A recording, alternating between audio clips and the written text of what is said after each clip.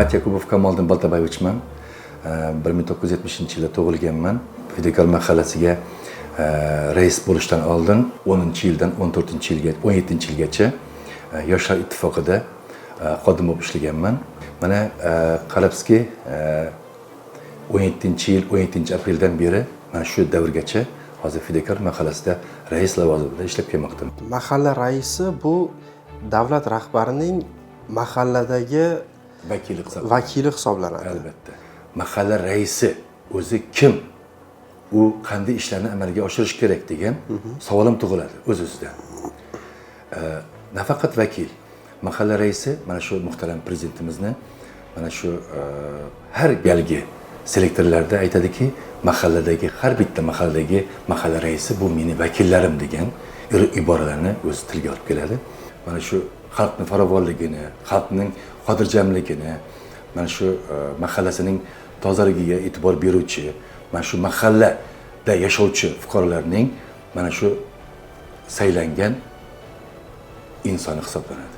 Tinchlik avvalo xonadondan boshlanishi kerak deyshadi. Tinchlik xonadondan boshlanadi albatta. Agar xonadonda er va xotinning farzandlariga bo'lgan mehri ortib borgan sari mana shu xonadonda farzandlarning ham ota-onasiga nima o'z barobarida mehri ortib boradi. Endi tinchlik, xotirjamlik deb bekorga aytmaganman, bejizga aytmadim. Har bitta ota-ona voyaga yetgan yoki voyaga yetmagan farzandlari bo'lishidan qat'iy nazar ularning qaramog'ida ota-ona o'z farzandlarini oq yuvib, oq tarab o'zini mana shu hayotga tayyorlash masalasini birga ko'rib chiqish kerak. Profilaktik inspektorlar tomonidan mahallaning tinchligini, mahalla raislari tomonidan mahallaning tinchligini, xotirjamligini saqlab borish bu vatanimizning tinchligini saqlab borish bilan baravar. Ishonch bir insonda ishonchni uyg'otishingiz uchun avvalambor unga qandaydir bir o'zingizni qandaydir bir o'sha insonga ishlarida yoki uning qiynalib turgan paytlarida bergan yordamingiz tufayli hosil bo'ladi. Avval uni ham ishonchini oqlash kerak, to'g'rimi? Albatta. Sizga kimdir ishonishi uchun. Albatta. Avval uning ishonchini oqlash kerak. Ya'ni rais bugun yana rais fuqarolarni ishonchini oqlash kerak avvalo. Albatta.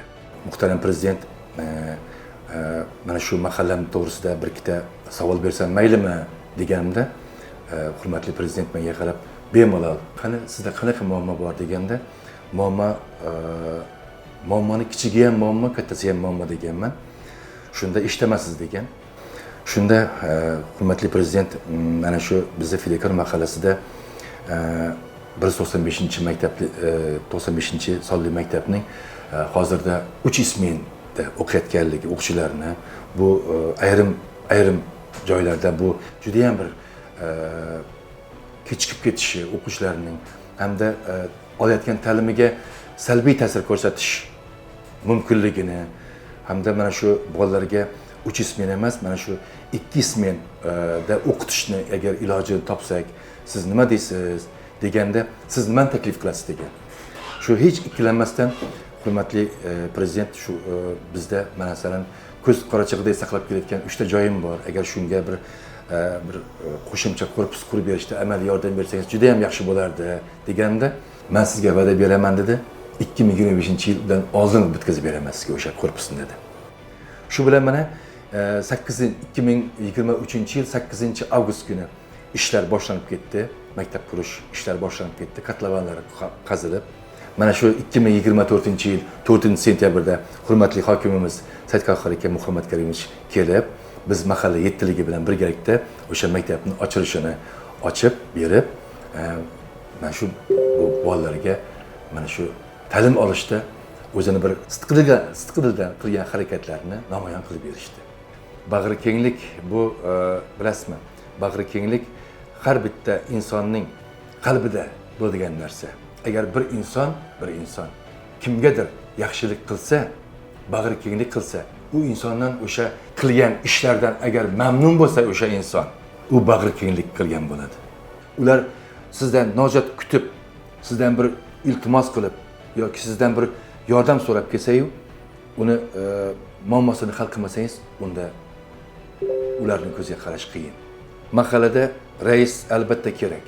Bu har bitta mahalladagi har bitta raisning vazifasi bu o'sha fuqarolarning o'zini hurmat qilib, mana shu saylagan raisning olib borayotgan siyosati, olib borayotgan ishlari, mana shu mahalladagi ular fuqarolarga nisbatan qilayotgan yaxshiliklari u fuqaroning qalbida bo'ladi.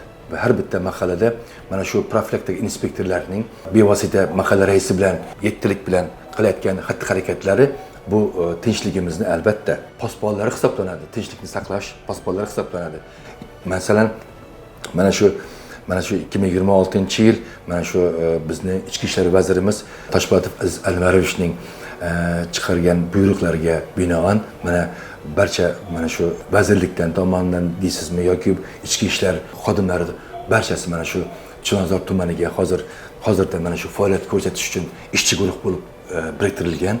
O'sha ishchi guruhning hozir olib borayotgan mahalla raisi hamda mahalla yettiligi bilan birgalikda olib borayotgan ishlari mana shu mahallada tinchlikni saqlash, jinoyatchilikni oldini olish, jinoyatchilikka moyil bo'lgan insonlarni tarbiyalash, ularni ish bilan ta'minlash hamda jinoyatchilikni oldini olish bo'yicha qanday masalalar ko'rilishi mumkin bo'lsa, o'sha masalalarda o'sha ichki ishlardan biriktirilgan xodimlar bilan tengma-teng mashaqqatda turib ishlash, mana shu jinoyatchilikni oldini olish bo'yicha qilayotgan xatti-harakatimiz shularga tegishli bo'ladi. Oqsoqol, ya'ni bugungi kundagi rais o'zini xalqini, mahallani dardu tashvishi bilan yorib yashaydigan inson bo'lishi kerak. Albatta bejiz aytmadingiz. Mana shu har bitta mahalla oqsoqoli bo'lsin, mahalla raisi bo'lsin, mana shu xalqning dardi bilan yashamasa, xalqni ishonchiga kira olmasa, xalqni o'z orqasidan ergashtira olmasa, unda u insonga mahalla raisi vazifasida ishlash noloyiqdir. Xalqingizni yaxshi ko'rasizmi? Albatta. Hech ikkilanmasdan aytishim mumkin, albatta. Chunki xalq bu xalq bo'lmaganda men bo'lmasdim. Xalq bor ekan, xalq menga ishonch bildirgan ekan, xalqni dardi bilan yashash mening vazifam, mening burchim. Ularning ishonchini qozonishim mening vazifam, mening burchim. Mahallangizni 3 ta so'z bilan ifodalab beringchi.